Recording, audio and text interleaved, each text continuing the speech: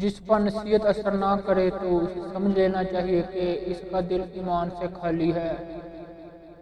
اخلاق یہ ہے کہ کمال کا حوض نہ چاہے۔ برے لوگوں کی دوستی سے تنہائی بہتر ہے۔ جو اللہ کے کاموں میں الگ ہو جاتا ہے، اللہ اس کے کاموں سے الگ ہو جاتا ہے۔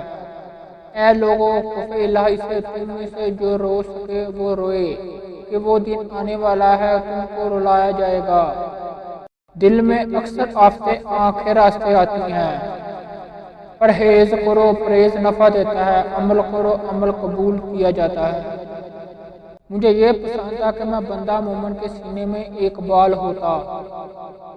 عورتوں کو سونے کی سرخی اور زعفران کی زردی نے ہلا کر رکھا ہے۔ علم بغیر عمل کے بیکار سا ہے، وہ عمل بیکار علم کے بیمار سا۔ میوہ دار درخت کو مت کاٹنا، آنسو بہا اس دن پر جو تیری زندگی سے گزر گیا اور اس میں کوئی تیری نیکی نہیں ہوئی۔ مصیبت کی جڑ کی بنیاد انسان کی گفتگو ہے۔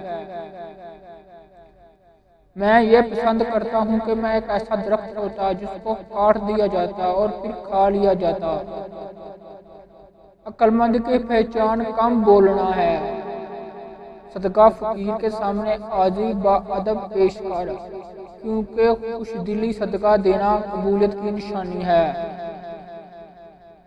شریف آدمی علم کی دولت حاصل کر کے متواضع ہو جاتا ہے اور شریر علم حاصل کر کے متکبر ہو جاتا ہے۔ تم میں سے کوئی بھی مسلمان کسی مسلمان کو حقیر نہ سمجھے، کیونکہ حقیر مسلمان بھی اللہ تعالیٰ کے نزدیک بہت معزز ہوتا ہے۔